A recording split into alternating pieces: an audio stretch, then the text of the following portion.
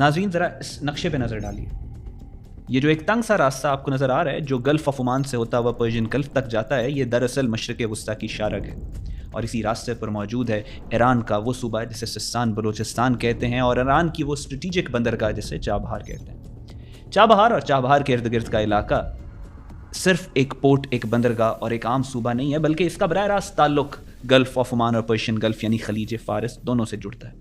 اس مقام سے وہ سمندری راستے گزرتے ہیں جو ایران، عراق، کویت، بحرین، قطر، مسقط، متحدہ عرب امارات، پاکستان اور افغانستان تک پوری مسلمان دنیا کی معیشت پر گہرا اثر ڈال سکتے ہیں، اور انہی علاقوں کا استعمال کر کے کئی صدیوں سے دشمن مسلمان دنیا کی انٹیلیجنس بھی حاصل کرتے رہے ہیں.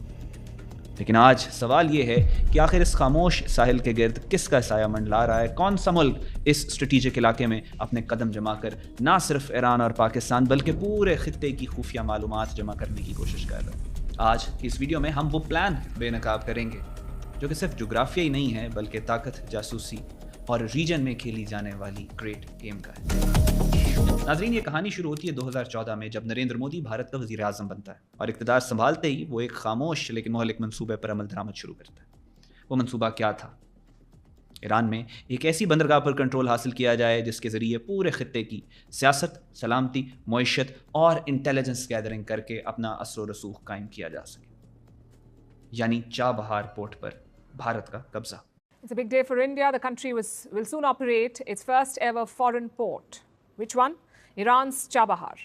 مودی کے آتے ہی بھارت اور اسرائیل کے درمیان دفاعی تجارت آسمان کو چھونے لگی. انڈین جریدے نیوز بائٹس کے مطابق 2015 میں اسرائیل جو ویپنز انڈیا کو ایکسپورٹ کر رہا تھا، اس کی ٹوٹل مالیت $168,000 تھی، جو کہ اب ملٹی بلین ڈالرز تک جا پہنچی ہے. اس وقت اسرائیلی ملٹری ایکوپمنٹ کا سب سے بڑا خریدار بھارت ہے.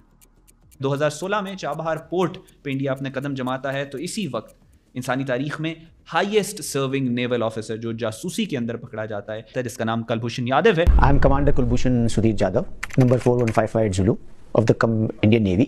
I am a commissioned officer in the Indian Navy.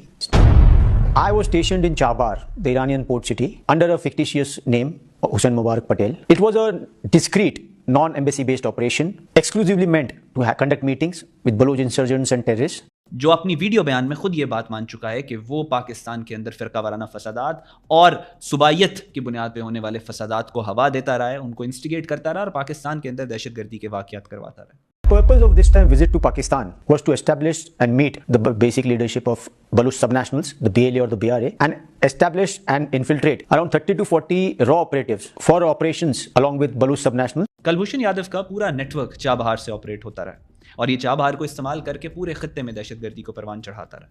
ایک طرف جہاں ہندوستان ایران کے ساتھ چابہار پورٹ پہ کام کرنا شروع کرتا ہے، وہیں اسرائیل کے ساتھ اپنے درینہ مراسم کو پروان چڑھانے کے لیے اس کی کوششیں مزید تیز ہو جاتی ہیں. چونکہ ہندوستان ایران کے ساتھ ایک طرف ڈائریکٹ تجارتی تعلقات بحال کر رہا تھا، وہیں اسرائیل کے ساتھ اپنی تجارت کو فروغ دینے کے لیے مودی نے اپنے درینہ دوست اور اپنے فرنٹ مین گوتم اڈانی کو مہرا بنایا. ظاہر تو اڈانی ایک بزنس مین ہے، مگر درپردہ ایک اسٹریٹجک مہرا ہے. 2014 کے بعد اڈانی کا کاروبار اچانک اسرائیل سے جڑ جاتا ہے اور اس کا سارا بزنس امپائر اسرائیل سینٹرک ہو جاتا ہے. ایک طرف وہ حیفا کی پورٹ کو ایکوائر کرنے کی کوشش میں سرگرم ہو جاتا ہے تو دوسری طرف اسرائیل کی بڑی بڑی ویپنز مینوفیکچرنگ کمپنیز کے ساتھ اشتراک کے مختلف پروجیکٹس میں شریک ہو جاتا ہے. NDT TV کی اس رپورٹ کے مطابق پہلی دفعہ اڈانی اور البیٹ سسٹمز مل کر اسرائیلی ہرمیز ڈرون کی حیدرآباد میں مینوفیکچرنگ شروع کرتے ہیں. بلومبرگ کی حالیہ رپورٹ کے مطابق اڈانی اور اسرائیل ٹاور مل کر $10 بلین کے سیمی کنڈکٹر کے پلانٹس بھی لگا رہے ہیں. ایک طرف حیفا کی پورٹ اور دوسری طرف چابہار پورٹ. اڈانی دونوں پورٹس میں انویسٹمنٹ کر رہا تھا، لیکن چونکہ چابہار پورٹ میں ڈائریکٹ انویسٹمنٹ کرنے پہ ان کا چہرہ بے نقاب ہوتا تھا تو اس کے لیے انڈیا پورٹس گلوبل نامی ایک کمپنی کا استعمال کیا گیا. Indian ministry of ports, shipping and waterways کے مطابق یہ وہی انڈیا پورٹس گلوبل ہے جس کی پیرنٹ کمپنی ساگر مالا ڈیولپمنٹ کمپنی ہے. اور دا اکنامک ٹائمز کی 2021 کی اس رپورٹ کے مطابق اسی ساگر مالا ڈیولپمنٹ کمپنی نے اڈانی لاجسٹکس لمیٹڈ کے اشتراک سے ایک میری ٹائم پروجیکٹ جس کی مالیت تقریباً 11,000 کروڑ روپے ہے، اس سے زائد کا پروجیکٹ سائن کیا. چابہار پورٹ آپریشنل ہوتے ہی ایران کے سستان اور بلوچستان ریجن میں دہشت گردی کا نیا طوفان اٹھتا ہے. الجزیرہ کی یہ خبر آپ کے سامنے چل رہی ہے جس میں آپ دیکھ سکتے ہیں کہ اس واقعے کے اندر 11 ایرانی سیکیورٹی فورسز کے اہلکاروں کو شہید کر دیا جاتا ہے. State media in Iran say that 16 gunmen and 11 security force members have been killed in fighting in the southeast of the country. Turkish news agency کے مطابق ایک حملے میں سلیمان فارسی بریگیڈ کے کرنل حسین علی کو بھی شہید کر دیا جاتا ہے.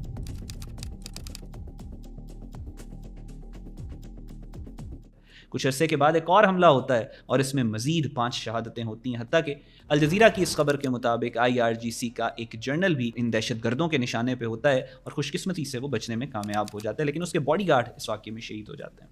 اور یہ سب کچھ بلوچستان سستان کے علاقے میں ہو رہا تھا.